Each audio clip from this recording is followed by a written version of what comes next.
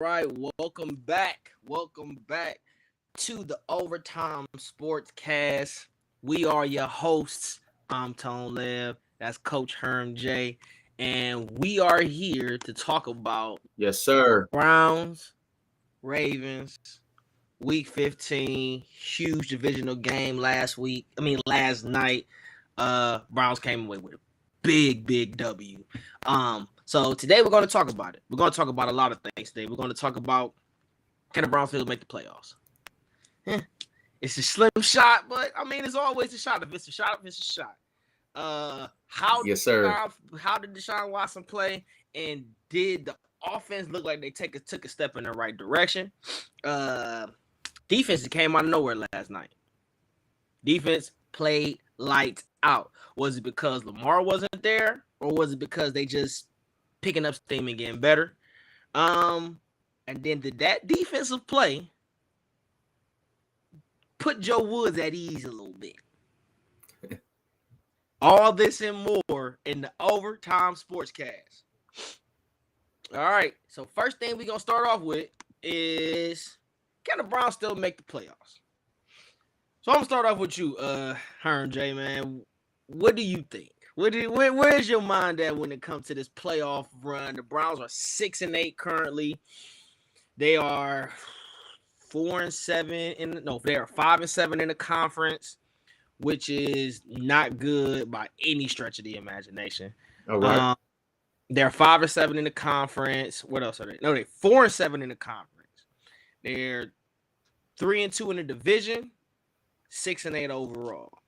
So with those numbers as far as our record, do you think that it's a shot that we could sneak on in the playoffs?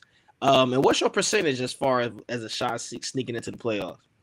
I there is a percentage out there that we are able to get in the playoff. Now, we definitely need some help from other teams. So if we get that help, there's a chance that we can make the playoffs. Of course, I would love for us to make the playoffs. I think we're just now hitting our stride where we need to be. Of course, there's room for improvement, but we are definitely hitting our strides right now. Let me ask you this: what teams are in front of us? What we got so far? What do we know of what teams are in front of us? So right now, the three teams that are in front of us, we're not going to catch the Dolphins. The Dolphins has the All six right. seed. Right now, we fighting with three others. It's four teams. Well, if you add the Jags and the Steelers, it's six Yeah. teams fighting for that seventh spot. You got the Chargers, who we lost to, the Right. Patriots, who we lost to, the Jets, who we lost to, the Jags. We don't play this season. They're playing the Cowboys right now. So as long as they get the loss number 9, we don't got to worry about them. As long as we don't All get the right. loss. And then the Steelers. The Steelers is playing the Panthers right now. Who knows how that's gonna turn out? Two mediocre teams playing each other. We'll see how that goes. But we played the Steelers at the end of the season, and we beat the Steelers. Right.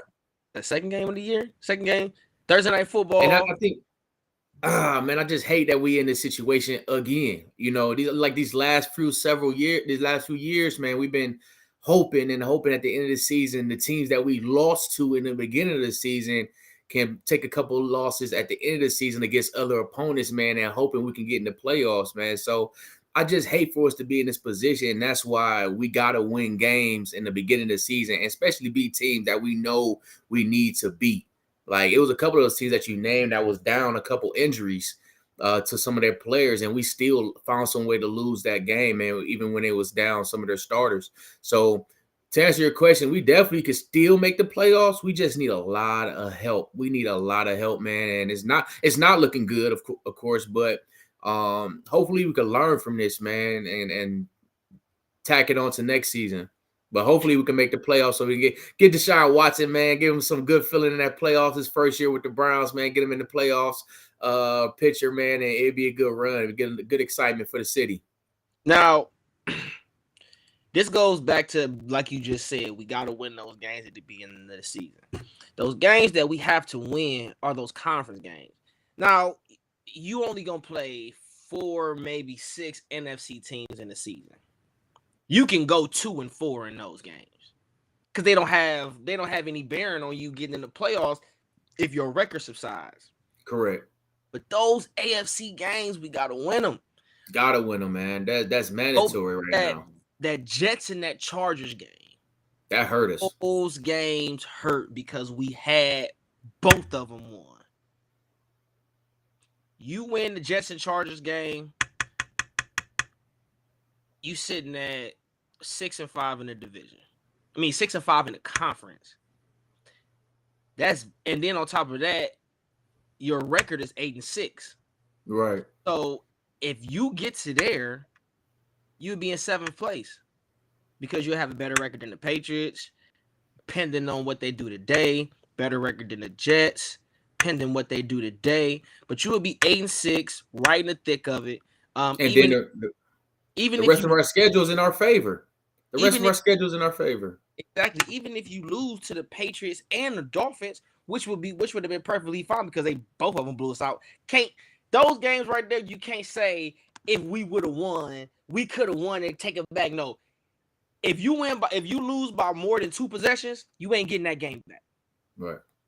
Don't even look at that game. So the Patriots and the Dolphins, those is losses. Stop wishing for those back, Cleveland fans. Hey, don't watch film on them. Don't watch film on them. Pass them up. But that Jets game, yeah, that was ugly. Blown coverage, kickoff reception. It was weird. That was one of the weirdest endings of a game I've ever seen when it came to that Jets game. And then the Chargers game, again, the defense just blew coverages. Like, in both of those games, the offense scored close to 30 points. Yeah. With a backup quarterback. And Jacoby wasn't even playing good yet. Yeah. Especially in that sitting our stride on offense. Yeah, and you was just Chubb was eating. Yeah. We scored close to 30 in both of those games. But blew leads because the defense couldn't. I don't know what it is about Jay Herbo, bro. I'm pretty sure that next season we're gonna play Justin Herbert again. We done played Justin Herbert 2 years in a row. Yeah. And he's threw over 300 and 2 touchdowns on us.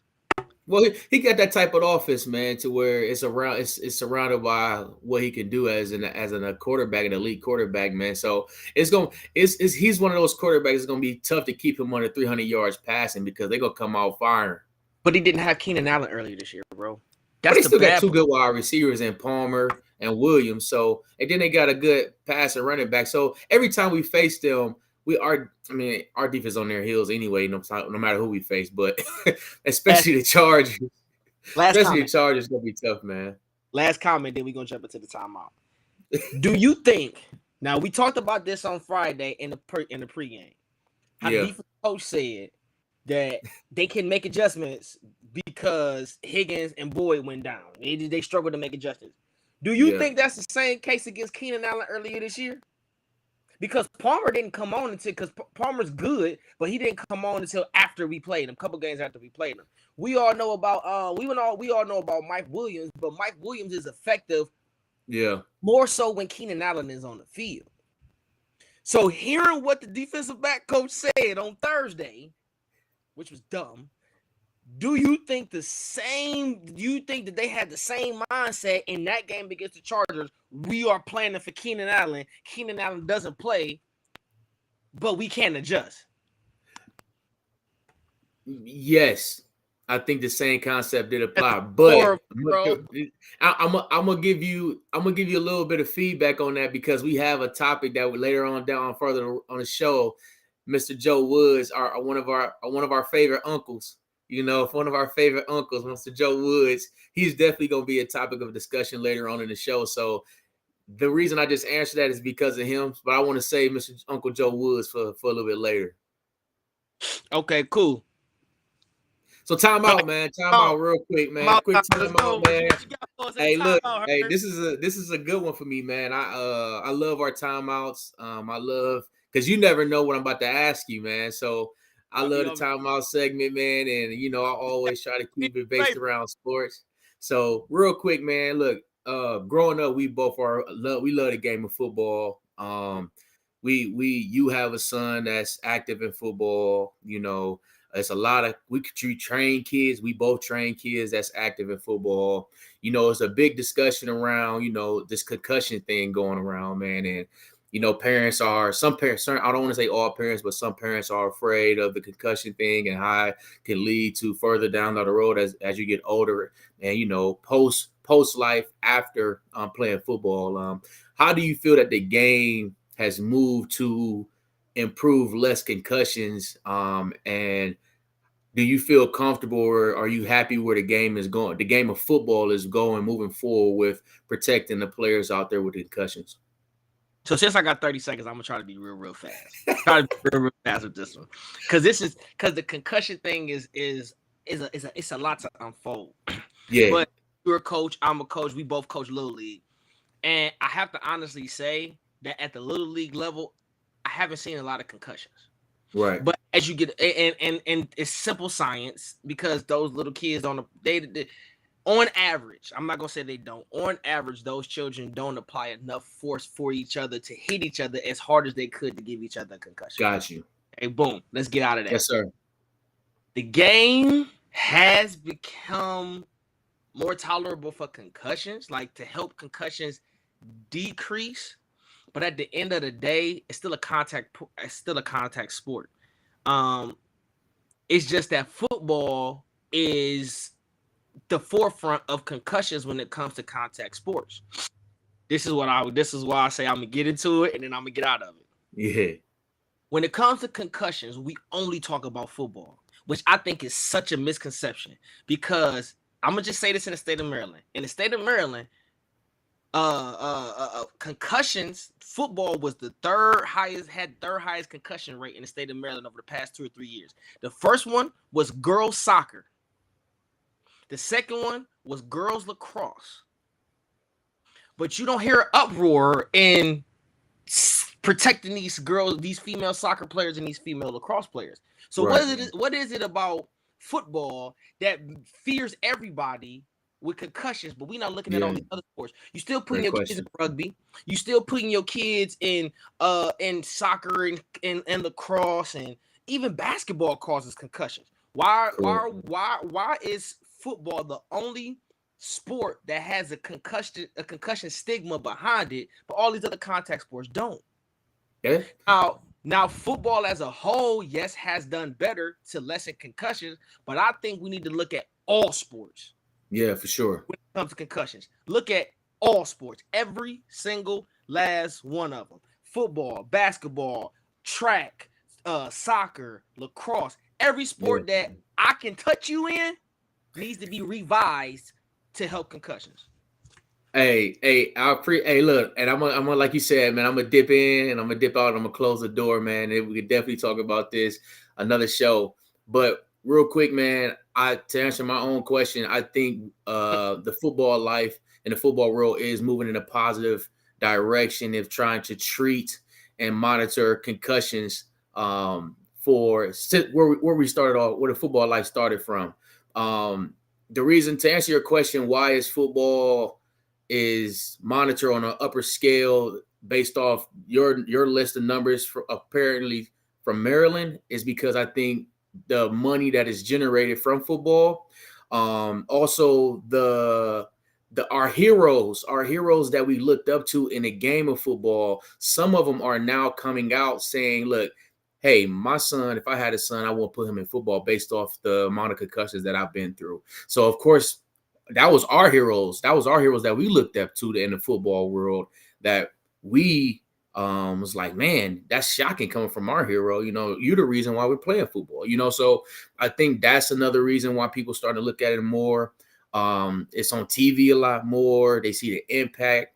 But it's like you said, man, it's a whole lot going into it. But I think we are moving in the right direction into monitoring and treating concussions, or putting the better resources out there on the field, such as helmets, such as mouthpieces, such as, hey, man, he stumbled one bit, pull him out the game. Let's monitor and see what he's going on. So I do think we were moving forward. I still love the game of football. I still coach kids to play the football. Hey, man, if you love the game. Also, a big thing, and I'm going to leave it at this, is we just got to do better as coaches in teaching the right tackling technique as well. That could play a big role into will. How to hit properly, how to tackle properly, how to block properly. All that is everything that you need, because you never want to tell a person to do anything with their head in football. So other than that, man, it's a lot of things to it, but we are leading in the right direction with concussion, man. So timeout, man. Timeout is over with. Appreciate Coach Tony on that, man. That was good feedback on that, man. I love it, man. So I got a few more timeouts going down the road, man. There's gonna be some good ones, some good topics, man. What we got next? All right, let's jump into quarter two. Quarter number two. How did Deshaun Watson play? This is a two-part question. How do you think Deshaun Watson played? And do you think his play helped elevate the play of the offense? I love it, man. Because you know how I've been on Deshaun Watson, man. The last few weeks, man, I've been on him. And the crazy thing about it, it's not even him that I've been on. It's been the play caller that I've been on. Like, put my man in the right position so he could be elite. What they did yesterday with Deshaun Watson, I loved every bit of every moment of it, because they had some pockets. Some plays he was in the pocket. Some plays he was able to move the pocket. Some plays he was able to roll out. You had some read options, and you had some plays to where he could do what he wanted to do. You could run, you can take off, you can dump it off to the running back. You use your favorite weapon, which is the tight end that we've been speaking about. But to answer your question, man, he's looking better and better each week. All right. I would love to see the numbers go up a little bit more. But the only thing that I hate, and we will talk about this in overtime, man, is he taking his carries and his rushing yards is taken away from my man Hunt. It's taken away from my man Hunt, man. They're not using my guy Hunt as they need to, and I will get into that later. But to his gameplay and his level of play is getting better. The Ravens, like I said before in the pregame against the Ravens didn't know how to match up against Deshaun Watson. They didn't have an answer for him right away, and they didn't have an answer for him all game, because they didn't know which play is being called, whether when he's under center in a pistol and a shotgun. They didn't know what's going on. So for him to be able to use his legs as a threat is really, really big. He's starting to have that connection with Njoku that we love. We just got to make sure Njoku stay healthy. But he's getting that connection with Njoku. It looks like he's getting his timing up with Cooper. So I want to see a little bit more consistency in the over 200 yards passing. But no, he's definitely getting there, man. He's definitely getting there. I know that's something different from what you can hear from me from the last few weeks, man. But he's slowly improving. I do need to see the eliteness, but it's getting there. He's getting there. What I tell you? I said give him how many weeks? Man, you said give him a couple. You said 3 to 4. You said 3 to 4. Third game back, right? Yeah. Even though he was 8 for 28, 161 and a touchdown. He looked good. Yeah. Watch his post-game show. I watched his post-game interview. He said two things that got me excited. They said, you look real good today. You look good. How do you feel? What do you think is the difference today from the first 2 weeks? He said one thing that made me sit up in my bed and smile. He said, I'm getting my swag back. Oh my God. How many quarterbacks you hear say that in the press conference? You ain't never heard a quarterback say he getting his swag back. Not even Joe Cool. That was one thing. The second time they asked him what happened on that third. What did you tell Robert Woods on that third down play where he stopped and he ran out of bounds instead of going up? He said, I told him as a rookie, the play is never done when you playing with me. Right. You go back and watch what he said. The man said, when I'm playing, the play is never dead, so just keep running. No, that's elite quarterback status right there. Like I said last week, 700 days, 11 game suspension. Give him more than 3 weeks. Give Kevin Stefanski more than 3 weeks to figure out how to roll into the offense. Because even though he only had 161 yards, it looked like he had a whole lot more. And you go back and you said that him and Coop's connection looked good. I think his number one target right now is DPJ. You like that? I think it's David Njoku, man. I think DPJ is his. I think David Njoku is his scapegoat. Yeah. When he don't got nothing down the field, the first person he looked to is Njoku. But as far as his favorite target, yeah, he looking at DPJ all day. DPJ is sure hand receiver. I mean, Cooper is a sure hand receiver too. Not taking nothing away from all three of them. But I rarely see DPJ, man. When we need him, he come through, yo. He come through, man. He's definitely a solid piece, man, for Watson, man. His routes is on point. He's always in the spot that he needs to be in. Yeah. Question. Now let's go back. I don't mean to go bring up the past. Let's go back to a season ago. Come on, man. They always bring up the past, don't you? Let's go back to a season ago when Baker and Odell couldn't get on the same page, and the biggest thing was, Odell is open, but he's not in the spot he's supposed to be in. Are you seeing our current receivers be in those spots more often? Because personally, every time they pull back and show a replay, DPJ is in an open window every single time, and it's like Deshaun Watson is just tossing the ball without even thinking because that's his spot. Yeah, and Njoku, I think, man, Njoku's always open. He's not always open, but by the time he gets to his break, the ball is coming out and the ball is in his face because he's where he's supposed to be in his spot.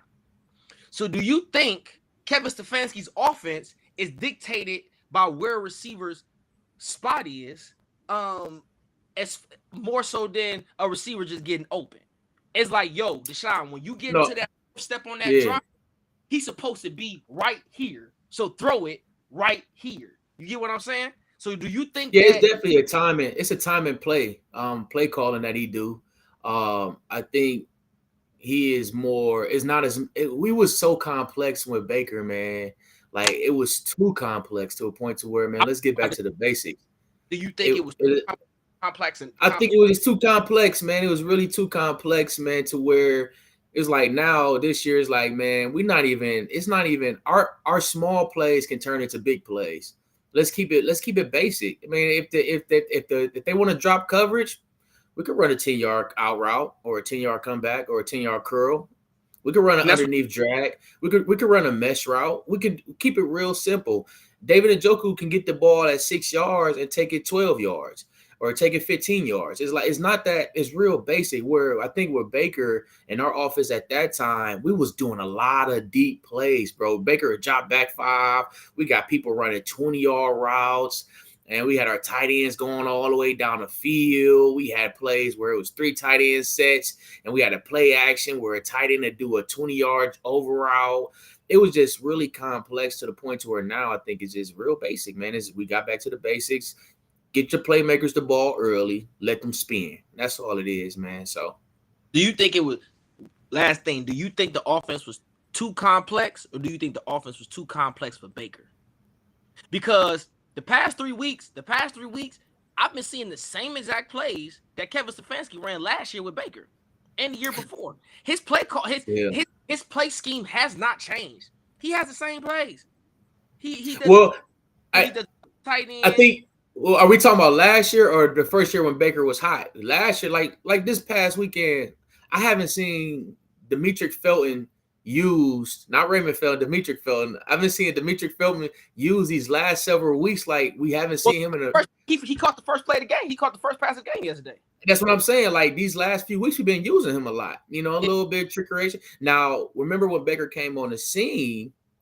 When he first started for the Browns, we went on that hot streak. We was using Demetric Felton in that same similar case, but not last year. Dimitri, I don't know if it was injury. I don't know what it was, but just stuff.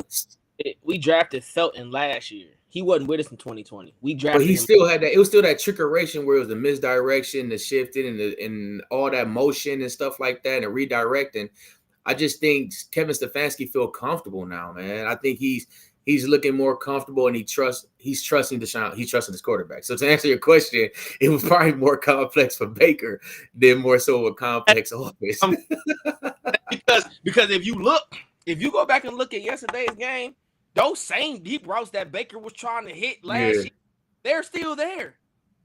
The reason why Coop only had four receptions is because everything he ran was downfield. He was running 7 routes, 9 routes. He ran a couple comebacks. He ran a couple sixes, but most of the time I seen him ran 8, 7, 8, 9, 7, 8, 9, 7, 8, 9. And for all of our viewers that don't know what a 7, 8, 9 route is, post corner fade, post corner fade. Those are 7, 8, 7, 8, 9 routes. Post corner fade is all I seen Coop Talk to running. him, coach. Talk to him, coach. Oh, and the 20, 25-yard joint he had across the middle, he ran a drag. It was a deep drag because he was behind the corners. He caught the ball 15 yards up the field. So I don't think that the concept of the offense has changed. I just think they just walking Deshaun Watson in. And I just think he's a smarter player. I just think he understands where to go with the ball and when to go with the ball because that ball come out so fast now. And this is why I say time and time again, and this is why a lot of people use that word bust for a quarterback drafted early a lot. And I always say this, and I always will say this, and I always will say this, is that when you draft a quarterback, you have to make sure you have the right system for that quarterback. That is very important to that quarterback's development and is very, very important to the team's success. You just can't draft any old quarterback because his physical features or his physical abilities or his elite arm talent and not have the right system around him. You cannot do that, man. It's so detrimental to the quarterback's development. And I always say this again, and I don't want to waste too much time on Baker, but because this is not Baker, he's not on our team no more. But Baker is not a horrible quarterback to me. He was just in the wrong situation with the wrong system. If so you put Baker, because you say what is Baker's system? Because the system he ran in Oklahoma, he was down there in Carolina running it. That's the same system. They ran a spread. But that still was an ugly situation. But at the same time, he's not a horrible quarterback. He just need to be in the right system. That's for all quarterbacks. You just got to put them in the right system. Deshaun Watson right now, he has the right person to get him moving, put the right tight end around him, put the right weapons around him, and he's in the right system. You know what I'm saying? So the offense is not complex to Baker. He was just in the wrong system. It was in the wrong system. It was too complex. That's why I say it was too complex. In 2020, go to 2020 and go to 2021. You see you see what the offense was supposed to evolve to, but it never got there. Yeah, never got to its evolution stage. And that's why I keep trying to tell people don't fire Kevin Stefanski yet because he technically hasn't had a full 3 years with his guy. I don't think Kevin Stefanski ever wanted Baker because Andrew Berry didn't draft Baker. He was just in the building when Baker got drafted. Andrew Berry didn't draft Baker. Kevin Stefanski didn't come to Cleveland for Baker. He came to Cleveland in spite of Baker because he seen the roster we had around him. Okay. We already had That's Juice. true. We already had Chubb. We had just got Kareem. We had just traded for Kareem Hunt. We had and still got some nice weapons. We had a young Denzel Ward. We had a young Myles Garrett. We had just went and got John Johnson. We had just went and got Troy Hill. Greedy Williams was showing promise. It was when he was younger, so we thought we had Greedy, but we went and got Greg. Greedy fell off. Whatever. I mean, you had Njoku. You went and got Hooper, who ended up becoming the bust that I felt like he was going to be. I thought we overpaid him anyway. And we had a top 5 O-line. So when Kevin Stefanski got here, he walked into a gym, gave it to Baker Mayfield. We get to the playoffs, beat the Steelers. Cool. When year 2 came in his system, when it was time to take the system from here to here, it had to be too complex because he just couldn't understand it. That's why I look at Deshaun Watson and I say, just give him time because this isn't the same system he was in with Houston. It's not. In Houston, they ran 3-4 wide spread for the entire game. He probably was under center probably 20% of the time. 80% he was in the shotgun. In Cleveland, it's gonna be flipped. So I think when you get that's what makes a quarterback elite. Being able to play in any system, in any city, under any coach, at any Yeah. time, and still find success. That's We what could we makes. could keep we could keep up with that, man. We keep up with that. And I agree to some point. So time out, man. Time out. Got another topic, man. We need to talk about, man. And I think this is a good one, actually, man. Right on the topic, man. It's getting towards that time of the season already, man. Who right now is your NFL MVP front runner, man? Who you got, man? Whew. Bro, this has been changing for me all year. This has been changing for me all year. At the beginning of the season, I said Jalen Hurts, run away with it, no competition. Boom. Then Patrick Mahomes started playing football. then Pat got the rolling, and it's like, man, is it Jalen or is it Pat? Yeah. Then you go and look at teams that are surging. Like, got Josh Allen out there still hot. yeah, you got Josh Allen, but Josh Allen been up and down this season. You get what I'm saying? He been balling, but he been like, I think it's Jalen Hurts, Pat, comeback player of the year, Geno, hands down, no conversation. If Geno don't win comeback player of the year, the NFL is rigged. Yeah. I don't know, bro. Offhand, honestly, I would say CMC, but he ain't been out there for long enough. You know, he would have been nice, man. He'd have been. I'm gonna roll with Jalen. I'm gonna roll with Jalen Hurts, man. I wouldn't be. I've been a fan. I've been a fan of Jalen Hurts, man, since he was in Bama. I always liked the way he carried himself. He was always a hard worker, and he's just a testimony to hard work pays off. Not the tallest kid, not the fastest kid. Not this. Well, he is one of the strongest kids. He's pretty strong, but man, he's always worked hard, even when the odds was against him. Man, he just kept his cool, worked towards it, man, and it shows. It's still showing to this day, man. Especially with last year going off into this year, they're still hot. They're still a winning team, and you know that perception is, oh, we can't give the MVP to a team that's losing. We got to give it to a person with their team is winning. So I mean, the Eagles is winning. They're the hottest team in the NFL, I think. I think a lot of arguments will say Josh Allen, Patrick Mahomes. But I think right now, man, I think Jalen Hurts is running away with it, man. And we are the NFL world is surprised at what, other than the Eagles, or what Jalen Hurts is doing right now. Honestly, one just kind of popped up in my head. He probably not gonna get it because he a receiver and he ain't had no Cooper Cup season, but he's having a record-breaking season. Justin Jefferson, man. Yeah, man, that's a good one. That's a good one. He's hot, man. He's hot, man. He got the fans behind him for sure. He got the fans behind him for sure. The Vikings offense right now. Like, Dalvin Cook been balling, but you know Kirk Cousins is Kirk Cousins. But Justin Jefferson has literally been he's been the outlet for that team. He make big plays at the big plays for sure. He stay on the highlight reel, man. If you watch highlight across each week, I think he's always on there, man. So to see a wide receiver still up in the MVP talk, I think that's big, especially, man. It's kind of hard to get a wide receiver up there in that MVP talk. I mean, Coop was in there, of course, recently, but before that, seasons back to back. You got Cooper Cup last year, and you're gonna have Justin Jefferson up there too, because Justin Jefferson deserves some MVP votes, bro. Easy, man. Yeah, for sure. For sure, man. But I gotta look up that man's stats. Let me look at time all over, man. Time out over with, man. What we got next, man?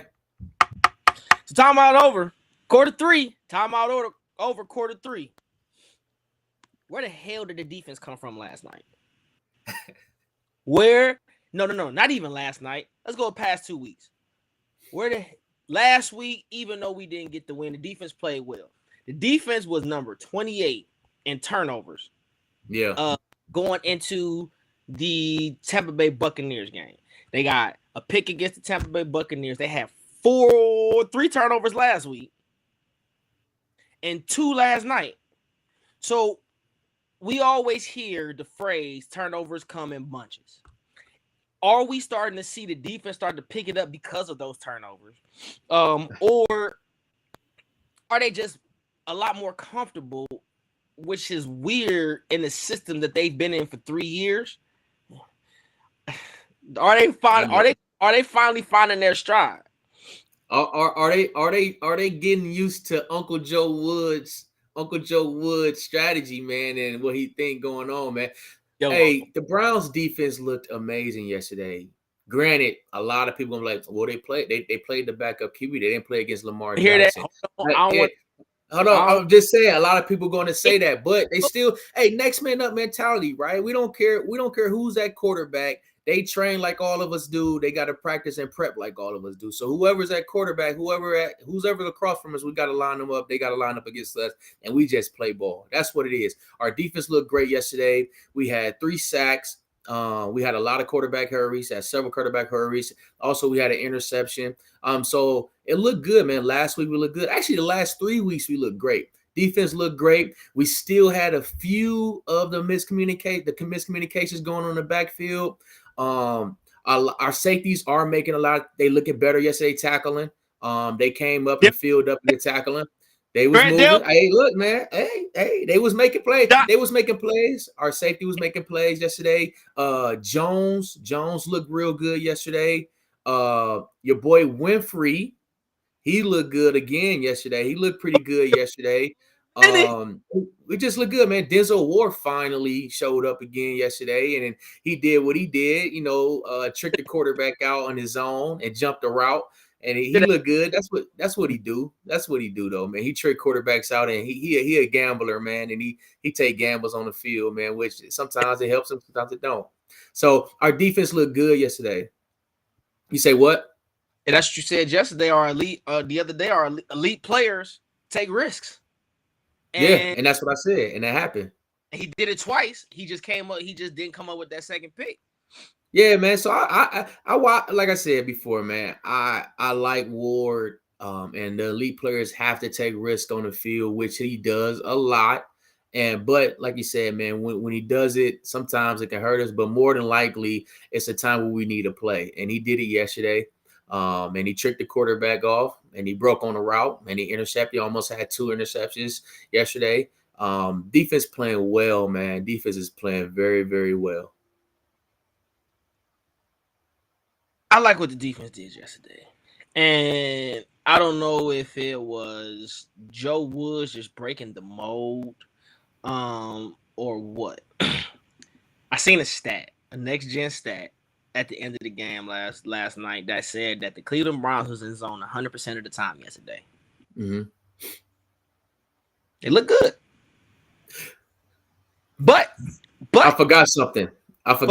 Coach. But can we continue that for the rest of the season? Looking at what we got coming up, we got the Saints on Sunday, we got the Commanders in 2 weeks, and we got the Steelers to finish the season off in Pittsburgh, by the way. Can we run 100% zone for a whole game and the defense still look this way with who we got coming up, who we got slated in these next 3 games? Coach, I forgot this part, though. There was a hole in our defense. Even though we looked great yesterday, there was a hole in our defense, man. J.K. Dobbins, he had 125. He ran 13 times, got 125 yards, and he averaged 9.6 yards per carry against our defense. Now, once again, granted, we are down 4 starting linebackers. We are down 4 starting linebackers, and our linebacking core has taken a hit this year. But that is not no excuse for what JK has did to us yesterday. We have to stop that because we are at that point of season to where teams are going to run the ball, and this is a copy league. So they're going to start looking at, hey, the Browns are giving up run plays on this type of scheme. So we're going to keep seeing the same run scheme week in and week out, and we can't show we can stop the run. So we need to continue to stop the run, show effort in stopping the run, all right, and continue to make tackles. So that was the one hole in our defense that I noticed. But overall, our defense did look good for the last several weeks. We definitely got to stay consistent, but we got to put more effort in stopping the run. Correct. I believe the same thing. And I honestly, I'm gonna tell you the truth, bro. That's not gonna happen this season. Not gonna happen this season. The Baltimore Ravens had 200 yards rushing last night. It's not gonna happen this season. The Browns are Yeah, gonna have 200-yard games on the ground against them. It's not gonna never change because they haven't fixed the problems. We don't have any linebackers. Even though Deion Jones did what he came in and balled. I seen Chase Winovich in a couple times in and out. I didn't see Reggie Ragland last night. I I seen him might, a few times. I A might have few been, times, might not have been paying attention, but I didn't too much see Reggie Ragland. A lot of the times I just seen 51 and 54 flying around making plays. Deion Jones was making plays. I ain't saying he yeah, was go re-sign him, but Deion Jones, he was making plays. Like you said, that secondary, the safeties was coming down the field making tackles. John Johnson's the reason why Pickard didn't get that 4th and 1 pickup on the 7-yard line. They tried yeah. to It was play big.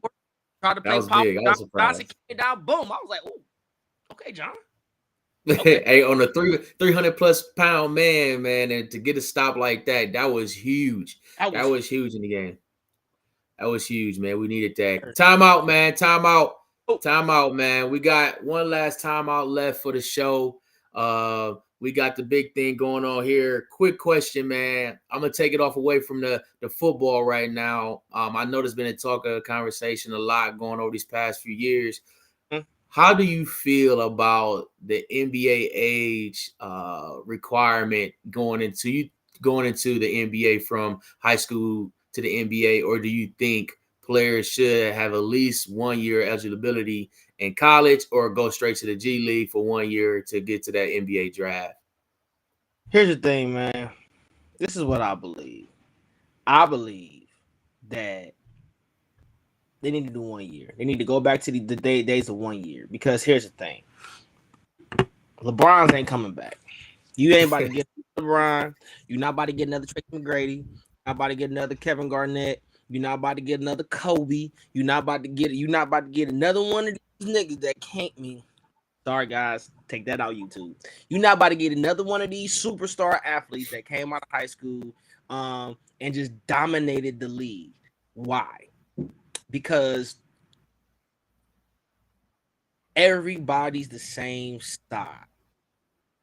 LeBron, Kevin Durant, Tracy McGrady, they were all epiphany. You never see 6'7", 215-pound guard forward shoot threes like Tracy McGrady was. Then on top of that, he could dunk on you. And on top of that, he could back you down. You ain't never seen you up until that point you hadn't seen the 6'10", 230 power forward / center dominating like that at the age of 18. You will never see a Kevin Garnett again. You're never going to see another LeBron James coming out of high school. 1 year. It's not like football. I still think that football players still need to spend 2 to 3 years in college. But I think you for basketball, 1 year college, 1 year overseas, then come in and get acclimated to the NBA because it's a grown man's league, man. People don't understand the difference between college and high school or high school and the pros. If you go from high school to the pros, you're missing a valuable step in college. That's a lot of coaching that you're missing. Learning how to play under pressure. That's what the tournament is for. Tournament gets you ready to play under that pressure. You ain't playing nothing like the tournament in high school. I don't care what state you play high school basketball. Yeah. There is no March Madness level of March Madness for high school kids in any place of the country. So for you to skip that type of high profile competition to go to the league, I think you should just stay 1 year. 1 year, and then go. And it's not that bad. Well, I understand you want to get your bread, but at the end of the day, bro, NIL is in full effect. Go to college and develop. Go to college and Yeah, develop. I like that. Years ago, I would say I would like for him to go back to coming out of high school and going straight to the league. Years ago. That's years ago. That's without the NIL changing. That's without, oh, you can go straight to the G League. That's Mm. without, oh, you got to spend 1 year in college. Before that, I was like, man, because now we're looking at a case where kids was like, man, I'm tired of eating. I'm just tired of it's nice that I can't eat. I gotta feed the family. I'm tired of my mama or my dad or my parents living like this. If I got the talent to go straight to the NBA, that's my time to go. And I understand that from an athlete standpoint. And then from on the other side, it's like, this is a grown man's league, like you said. Now you come in here with all this money, you get drafted early, come with all this money, you don't develop properly because you're not ready for everything that comes with the NBA, and you could easily fall off the radar and don't even develop the way you want to. But now with all these resources for kids, they travel more now, they get a little bit more exposure, the training is different.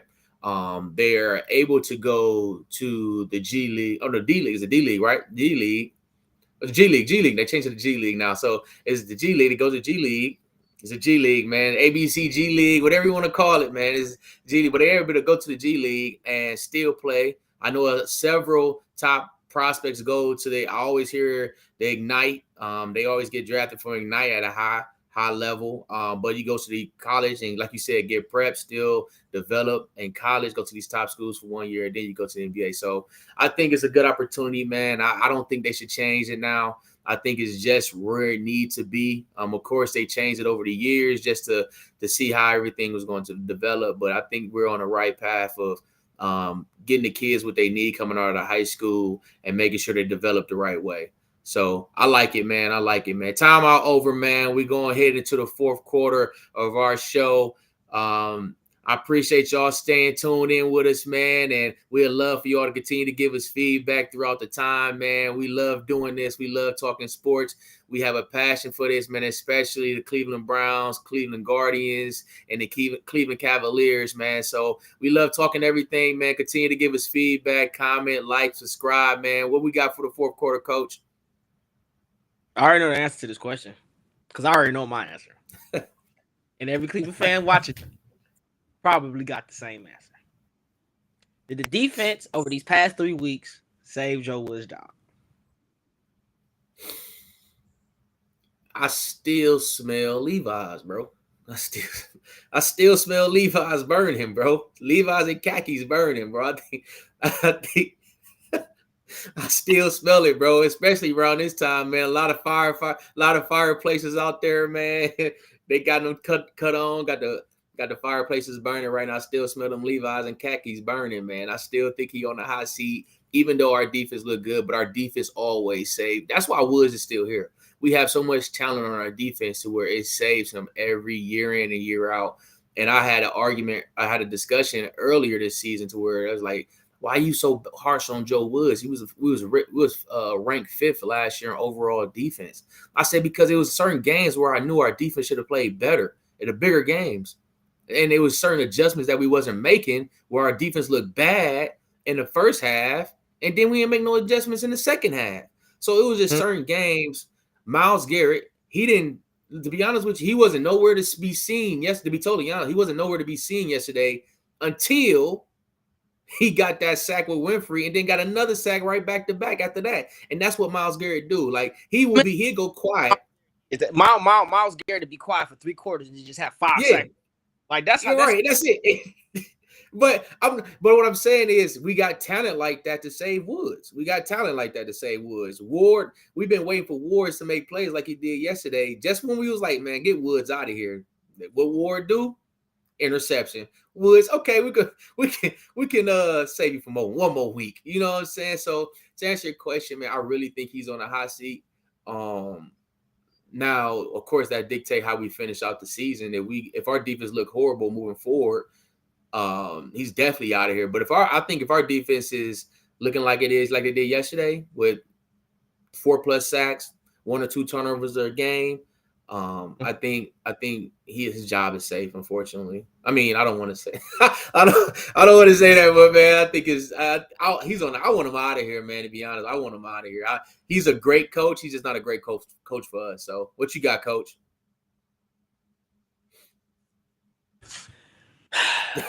Well, the short answer is I would like Joe Woods to go and for us to start over scratch with a new D coordinator. But the ultimate reality is this. Same argument that we gonna make that you gonna make for Kevin Stefanski staying around. He's had a top 10 off the past 3 years. They're gonna have the same argument for Joe Woods because as the season went on, the Browns offense is now number 12. Our defense is number 12 in the league right now. I looked at it this morning. They're number 12 in the league right now. They went from 28th in turnovers to like 17, 18 in 2 weeks. The defense is flying around with no linebackers. Right. Jadeveon Clowney don't need to come back. As far as I can tell, Joe Woods has had an average stint in Cleveland. I think it's because of the elite players, man. And I was just about to say that, but because I'm not gonna say Andrew Berry drafted well, because a couple of these players he didn't draft, like Miles, Denzel. He didn't draft. He traded for John Johnson. He drafted Del Pitt. He drafted Greg. He drafted Jock. He went and picked up A-Walk. He drafted Perrion. So a lot of that defense is from Andrew Berry. I think the youth of this defense is what's going to save Joe Woods' job. Because you can go and say the defense is playing poor. But you can also go say, well, Del Pitt was playing poor because technically this is his second season because he didn't play at all in his first year. So last year was his first year on the field, and he having a sophomore slump. You can easily say the same thing for Jock because this is his second season. You can say the same thing for Greg Newsome. Like it's a young team. I think Joe should I'm not Uncle Joe Woods. But the thing is, man, I think that the Browns front office is going to keep this coaching staff for another season. The reason being is because we have a young team and the young defense is starting to respond to Joe Woods' scheme later on in the year. This is why, and I say that because the other day, I went back and I looked at the Falcons game, the Jets game, and the first Ravens game. All of those games, defense blown coverages, defense wasn't firing. But I went back and looked at the last 3 games, the Bucs game, Texans game, Bengals game, and a little bit of the game last night. That's 4 games. It's the same exact scheme, bro. They didn't change anything. Mm-hmm. Like Joe Woods didn't change nothing. Like remember what I just said that the defense ran zone 100%? Yeah. Bro, we was covered 3 all game last night. Go watch the film, bro. Definitely. We were in cover 3. We sent the blitz probably 7 times. We might have played man once or twice. It's the same exact scheme that they was getting blown up on at the beginning of the season. But I think it's the youth of those players in that scheme that's starting to understand and starting to see more because they've seen more football. So I think you're going to see Joe Woods come back. You're going to see Mike Prefer come back because the special teams has been playing well. Of course, Kevin Stefanski is going to come back, but I honestly believe that next year, everybody is on the hot seat. The entire coaching staff can be fired at a moment's notice next season because I think this year was the year where they said we're going to experiment because our star quarterback will only play 6 games. Yeah, so I can see that, and I don't think they Let's just face it. I think Watson saved everybody this year. Watson saved everybody this year because, like you just said, with that point, we want to see what our team look like with a full year of Watson. With a full year of Watson, or full year, a full year of health. Because honestly, Well, injuries gonna happen. Injuries gonna happen. But Yeah, the full year, I think Watson saved everybody's job this year. To be honest with you, yeah. but next year, if we pull out, if we hear 7-9 or 8-8 again towards the end of the season, they're probably gone.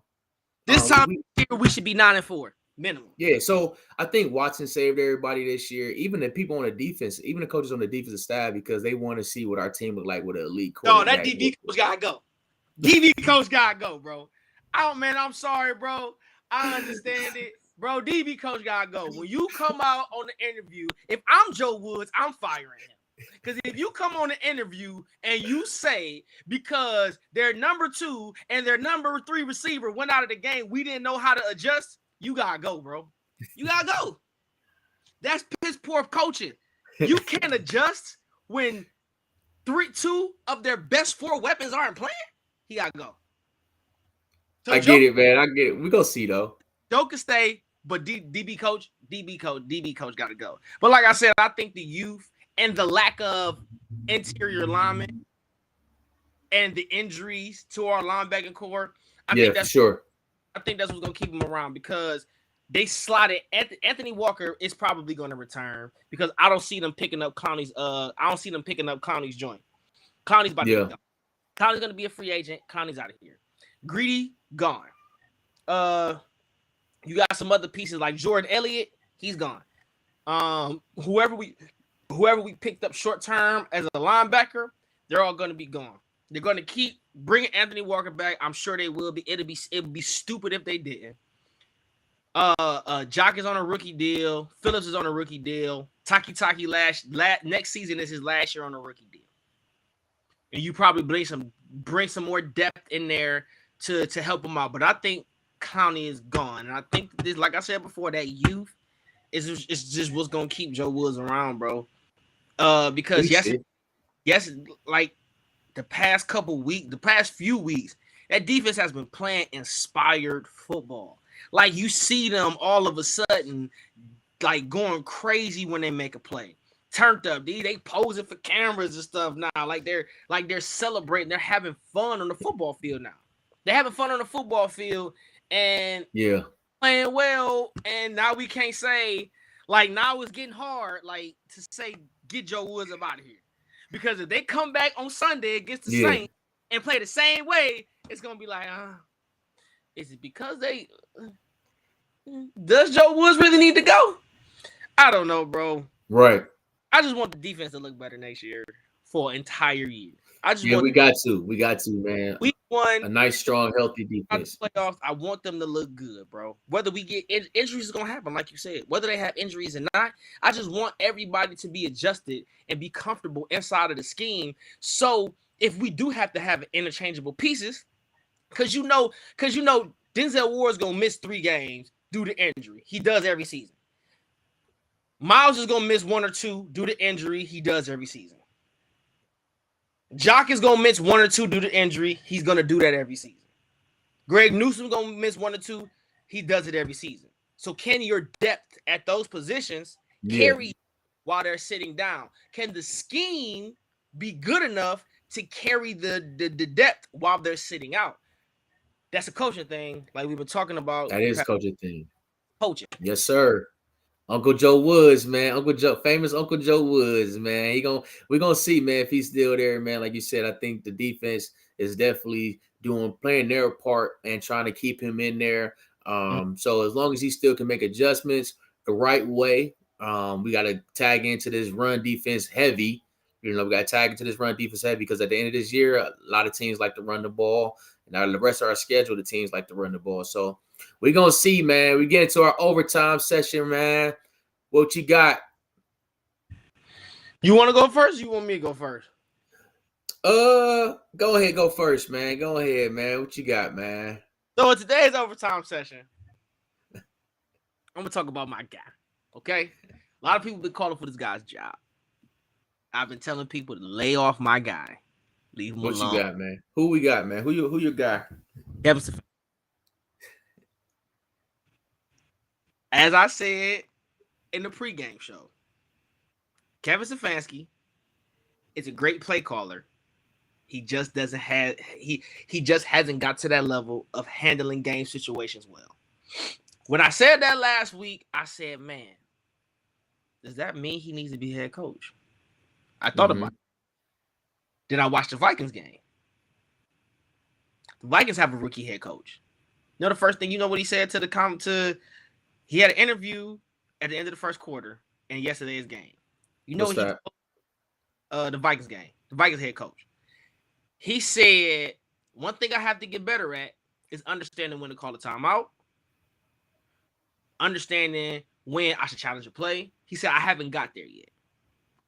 I honestly believe that the magnitude of this season, how uncertain this season was, how uncomfortable this season was, I think it just put all types of different wrenches in the bucket for the entire team, not just for Kevin Stefanski.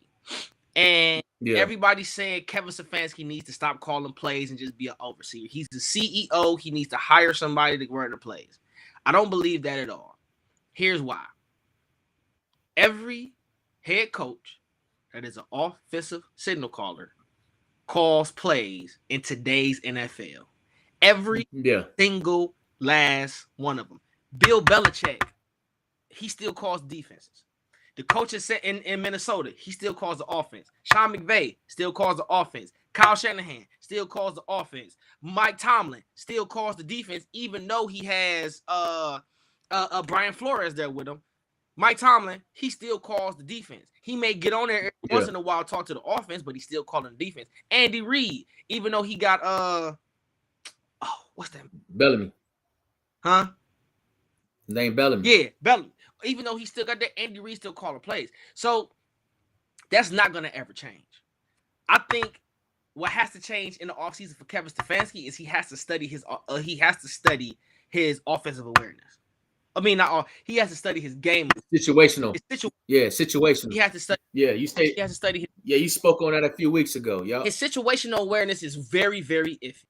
But I honestly think, bro, with the way that this team is constructed, that Kevin Stefanski is the perfect coach for this team because of the. I hope you're right. Because of dynamic of the run game, he runs a zone scheme. Whether you keep Kareem Hunt or not, which I think that Kareem Hunt won't be here next year because you got Demetrius Felton behind Nick Chubb. Said his name right this week. I said his name right. You got Demetrius. I wrote that down to make sure I said that man's name right this week. You got Demetrius. You got Demetrius Felton, who can do everything Chubb can do. Can he do it at the level that Chubb can do? Probably not. But he's going to evolve, and he can be not Chubb, Kareem Hunt. He can be Kareem Hunt without Kareem Hunt being there for cheaper because he'll be in his third year next year. Yeah. I believe that you keep Kevin Stefanski. I believe you let Kevin Stefanski and Deshaun Watsons develop a relationship. And I believe next season, once we get to this point in the year, people are going to want to give Kevin Stefanski Coach of the Year again. And the ones that are saying fire Kevin Stefanski are going to be singing his praises up and down the streets in downtown Cleveland, Ohio. That's my overtime. Hey man, I'm glad you brought up my guy Kareem Hunt, man, because he's been on my mind lately regarding this football team, man, with the Cleveland Browns, man. We gotta find my guy Kareem Hunt somehow, some way in the offense, in the system, man. The four carries per game is not enough for me. I need to see more Kareem Hunt because he is our heart of our offense, yo. He's that rock solid, you know. He knows what it's like to be from the Cleveland area, man, and play hard and bring it every game, man. He played with his emotions on his shoulders. Like he plays like he always has something to prove. So if we can give my man Kareem Hunt more touches some way, man, get him going. Now, if are they saying like, you know, we trying to save him because we know he's going next year? I totally get it. But if he's healthy, let him play, man. Let him play. He's a dog out there for a reason. You know, he's out there, and I think our people are like, oh, Coach Herm, you know, what about that's going to take away from Cooper or Donovan Peoples-Jones or David Njoku, or it's going to take away from – it's not enough footballs around to spread around. But, hey, we live off running the ball as the offense. We do that. Now they said, okay, yeah, that changes now that we got Deshaun Watson. but he still need to be a part of this offense. Hunt needs to be a part of this offense. He needs to get his touches. I want him to get his touches. He brings a different energy type when he runs the ball. It's definitely a different mix-up from Chubb. So I just want Hunt to get his touches, man. Another thing is that I've been going on my mind lately, man. I'm having mixed emotions about my guy K York. I don't know what's going on with K York, man. K York. Before you finish that, I said the same thing about K York yesterday, but then Justin Tuck missed a field goal, so it may have been a weather. Hold on. Last night could have been weather inflicted. I'm not turning my back on the roof just yet. Hey, look. No, I wasn't gonna turn my back on him yet. Justin Tuck missed a 47-yarder and he had a one block, so I ain't turning my back on K York. I ain't gonna do. I'm not. And before we finish this because I want to let K York know, man. Look, it's tough. They're playing in Cleveland and kicking in Cleveland is very, very tough, man. K York, continue to work on your craft. No kicker is perfect. Okay, so keep working on it. Yes, you missed several ones that made me drop my head, and I think you should make those. But you're a professional kicker. You are a professional kicker. Yeah. Work on your craft. Work on kicking in this weather up in the AFC North because you will need it if you want to have a great career here with the Cleveland Browns. So I know it's the question marks out there on K York, man. It's a lot of people like K York is this, K York is that. But it is also another people saying, K York, we still believe in, we still trust you, and that's the reason why we drafted you high. That's my overtime session with Coach Tone Lev. Hold on, wait a minute. I'm looking up a K York stat. Hold on. Let me look up a K York stat. Okay. K York is 73% in field goals this year. Let's see.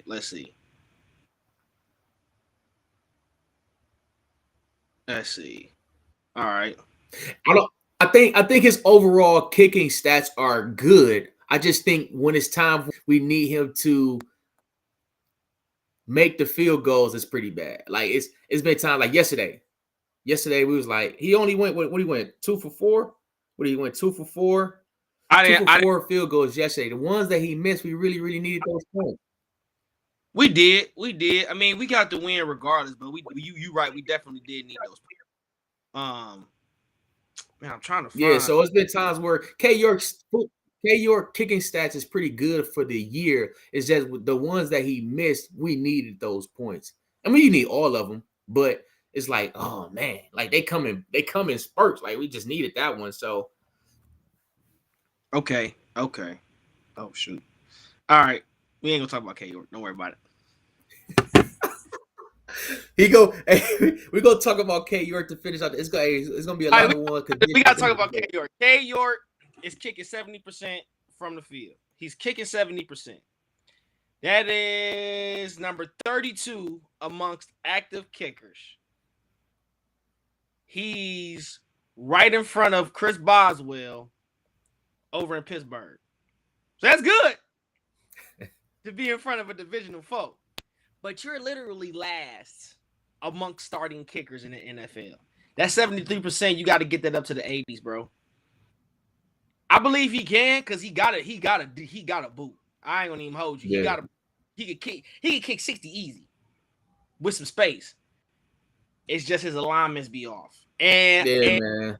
Jay Feely, I read an article about I watched Jay Feely because Jay Feely, Hall of Fame kicker. He was talking about how a lot of field goal kicks are missed because of the way the ball is being held. Of course, I don't want to blame everything on coaching. But again, this is a Mike Prefer problem. If you know that your placeholder is not a good placeholder, replace him. Yeah. I honestly believe that a placeholder should be a skill position. If you have a receiver that you ain't using, put him at placeholder. Why? Here's why. A receiver has all the skill set that a placeholder needs. Catch the ball, hand-eye coordination, bring the ball down, place it. You asking a punter to catch the ball, have a quick reaction time. Now, punters is a good athletes, but get a receiver to be a placeholder. Man, no, man. A lot of people, man. People like, look, forget that. We don't care about no placeholder. We don't care about who's snapping the ball. Kick the Look, ball. as You long right, as kick the ball. You right, kick the ball kick to the right. ball. You right, Kick the kick ball, bro. the ball. Kick the Make the field don't, goal. hey, we don't need all Let's that, go to the coach. ball. Kick You right. I the was trying to ball. make excuses. I was trying to make excuses for that, man. At the end of the day, Kick the K. ball. York, Kick the do ball, your man. job. Kick the ball. Come on, Do man. your job, K. York. I just switched on you that fast. Do your job, K. York. You number 32 in the NFL at 73% field goal percentage. Hey, look, man. Hey, it's not rocket science, man. It's not. You got one job. It's not rocket science. You got one job, man, and you got a very difficult job, by the way. But you got one job as a kicker, and we expect you to make kicks. That's it. That's it. I'm sorry. We ain't gonna sugarcoat this. I don't know what Coach Tone Lev was just trying to do. He was trying to help y'all out a little bit, man. No, we kick the ball, anime. Kick the ball, K. York. Kick the ball, man. Come on, man. Yeah, that's our time, man. That's our time, man. We appreciate you guys for sticking around as long as you did. Yes, sir. Thank you for tuning in to the Overtime Sportscast. We will be back here on Thursday.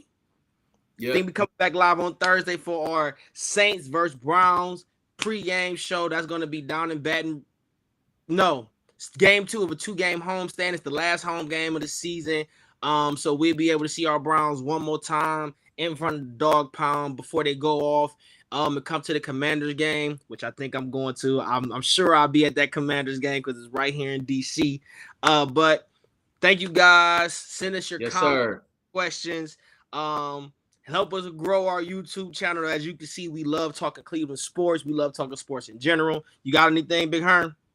Man, no, man. I appreciate everybody tuning in, man. We love doing this, man.